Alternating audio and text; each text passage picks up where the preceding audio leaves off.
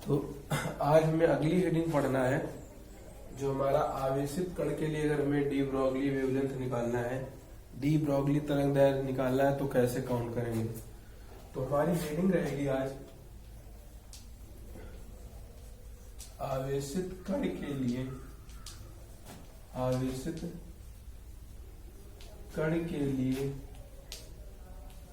De Broglie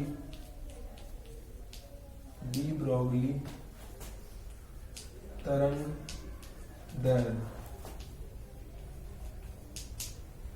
अब आवेशित कण कोई है उसके लिए हमें तरंगदैर्घ्य निकालना है।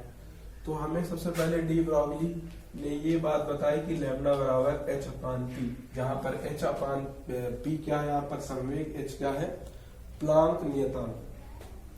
इसी तरह आवेशित कण की काइनेटिक एनर्जी क्या होती है, Q इंटू में V। Q कोई आवेश होगा, V क्या होगा, जिस वोल्ट पर उसको क्या किया जाएगा, गतिज ऊर्जा में प्रवेश कराया, तो काइनेटिक एनर्जी बराबर QV हो गया। अब आपको पता है काइनेटिक एनर्जी बराबर होता है हाफ mv²। अब इसे हम संवेग के अगर हम मोमेंटम के टर्म में लाए p के टर्म में, तो m को हम क्या लिख सकते हैं, अगर m की ऊपर नीचे गुणा करा दे तो ये बन जाएगा mv का होल स्क्वायर अपान में m, और mvp बराबर क्या होता है mv, तो हमारा बन जाएगा p स्क्वायर अपान में 2m। तो काइनेटिक एनर्जी बराबर हम लोग लिख सकते हैं p स्क्वायर अपान में 2m। तो काइनेटिक एनर्जी बराबर हम लोग लिख सकते हैं p स्क्वायर अपान में 2m। जब दोनों चीजें जो है हमारी बराबर हैं तो हम लोग लिख सकते हैं p स्क्वायर अपान में 2m बराबर में QV। अब p स्क्वायर बराबर हम लोग क्या लिख सकते हैं, QV, p स्क्वायर बराबर लिख सकते हैं 2m इंटू में QV। अगर हमें p लिखना है तो बड़ा अंडर रूट लगा देंगे, स्क्वायर हटाएंगे तो रूट चढ़ा देंगे। अब इसी p का मान हमें यहाँ पर रख देना है। तो जब p का मान रखेंगे तो लैम्डा बराबर h अपान p, p क्या है यहाँ पर under root 2m q into में v, और यही QV लैम्डा बराबर क्या आ गया h अपान 2m इंटू में QV।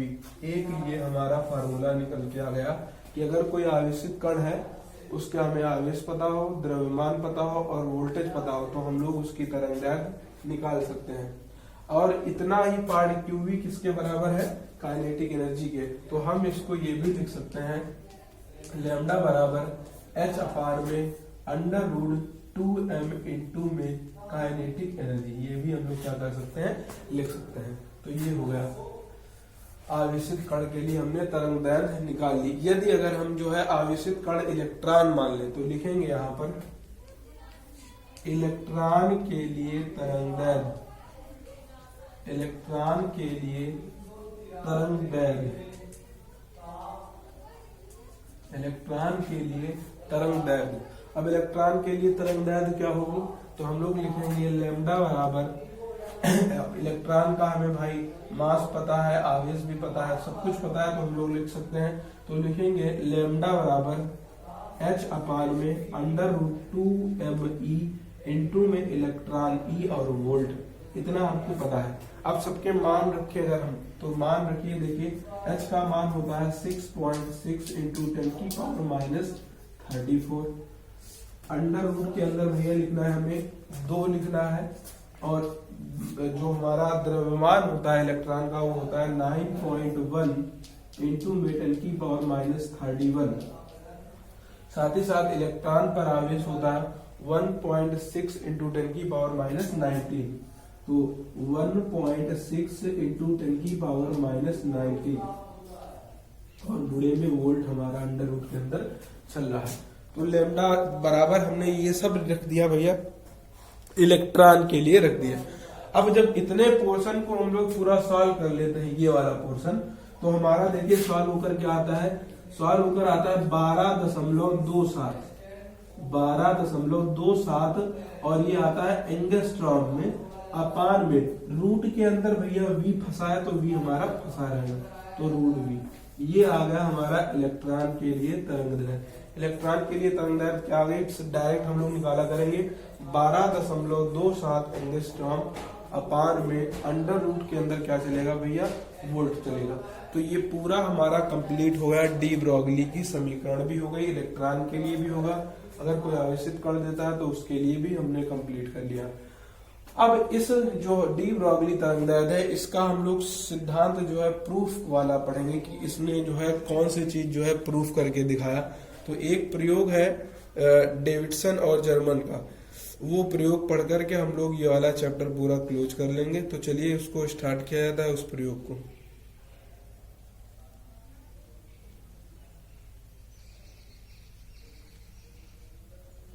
उस प्रयोग को भी स्टार्ट करेंगे।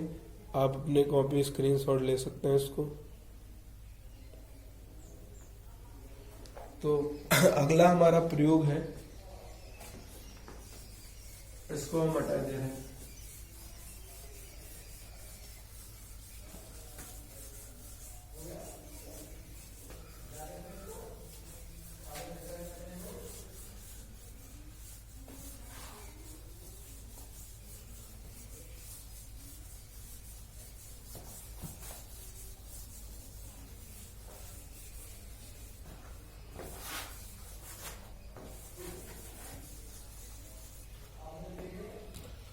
तो अगला है हमारा प्रयोग इलेक्ट्रॉन के लिए तरंग सिद्धांत। तो हमारा प्रयोग का नाम है भैया डेविसन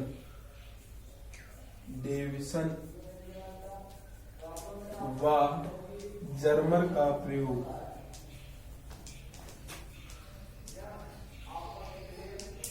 और ये बताएगा क्या क्या सिद्ध करता है इनका प्रयोग, इलेक्ट्रॉन का तरंग सिद्धांत, यानी इलेक्ट्रॉन की जो तरंग की प्रकृति है उसको सिद्ध करके दिखाएगा।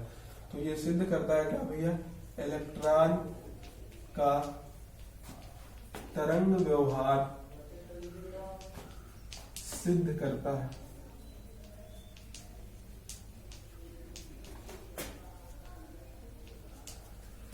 अब ये जो हमारा प्रयोग है, इलेक्ट्रॉन का जो तरंग व्यवहार कैसा दिखता है, वो हमारा ये प्रयोग जो है सिद्ध करके बताएगा।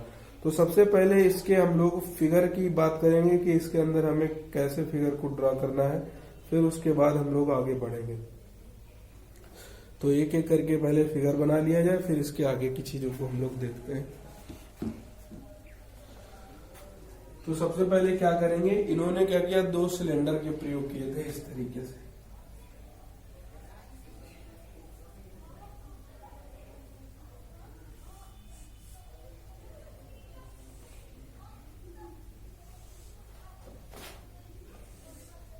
इस तरीके से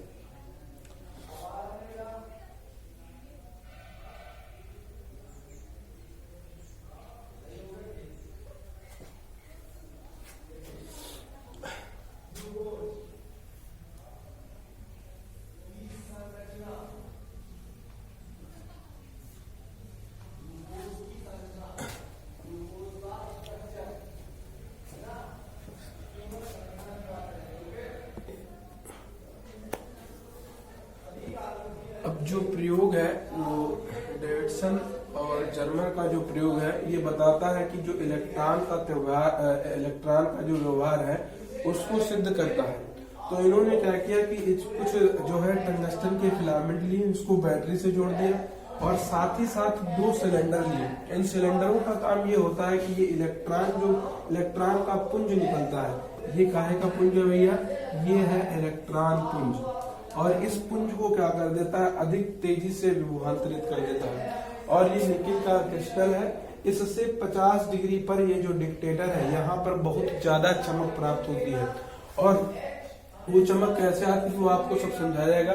पहले आप इस फिगर को समझ लीजिए। ये बैटरी से जुड़ा है, ये सिलेंडर है जो विभवांतरित करते हैं इलेक्ट्रॉन पुंज को।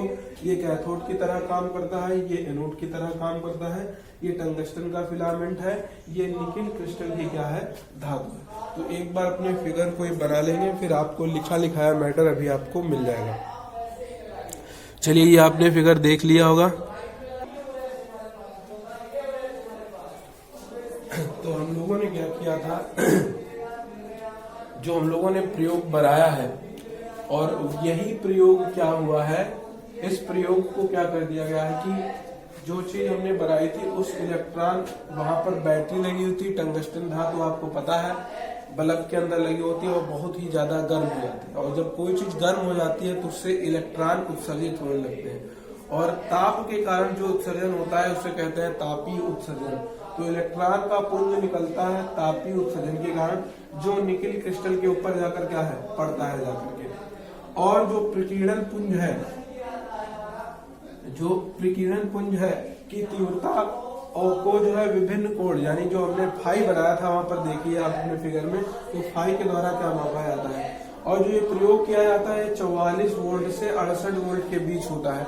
लेकिन जैसे ही हम लोग 54 वोल्ट करते हैं तो 54 वोल्ट पर तीव्रता और प्रकीर्णन का कोण जो फाई है उनके अंदर कुछ इस तरीके से पैटर्न दिखते हैं, और जो फाई का पैटर्न दिखता है उसे हमको आपको ग्राफ की मदद से दिखाना है, और वहां पर जो हमें पैटर्न दिखता है वो विवर्तन की तरह दिखता है, जिससे ये बात क्या हो जाएगी हमारी प्रूफ हो जाएगी कि जो है अगर कोई विवर्तन कर रहा है तो उसके अंदर कौन सी प्रकृति पाई जाएगी, तरंग की प्रकृति। और जो फाई होता था वो कोण क्या है, प्रकीर्णन कोण है हमारा, किसके किसके बीच का है, जो आपतित पुंज है और जो प्रकीर्णन पुंज है इनके बीच का क्या है, ये हमारा कोण है। तो इतनी बात हम लोगों ने पढ़ रखी है। अब आगे हम लोग बढ़ते हैं, इसका ग्राफ बना करके देखेंगे।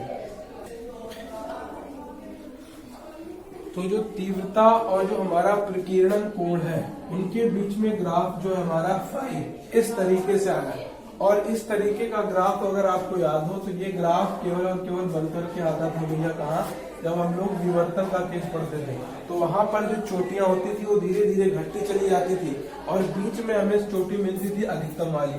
तो यही अधिकतम हमें चोटी मिल रही है 50 डिग्री कोण पर। तो यानी ये किसकी तरह शो कर रहा है, विवर्तन की तरह। और अगर कोई चीज विवर्तन करती है तो इसके जरूर ही वो तभी विवर्तन शो कर पाएगा जब उसके अंदर तरंग की प्रकृति होती है। यानी जो इलेक्ट्रॉन पुंज है, इलेक्ट्रॉन पुंज का जो विवर्तन है वो निकिल के क्रिस्टल से टकराने के कारण हो रहा है, और यही विवर्तन बिल्कुल किसकी तरह दिखता है, जो हमारी एक्स किरणें होती है उनके समान बिल्कुल दिखाई पड़ता है। तो ये हमारा डेविसन और जर्मर का प्रयोग भी पूरी तरीके से कंप्लीट हो गया। अब हम लोग सीधे सीधे इनके न्यूमेरिकल्स पर आएंगे, जो भी न्यूमेरिकल्स बचेंगे फोटो इलेक्ट्रिक इफेक्ट और डी ब्रॉगली वेवलेंथ के।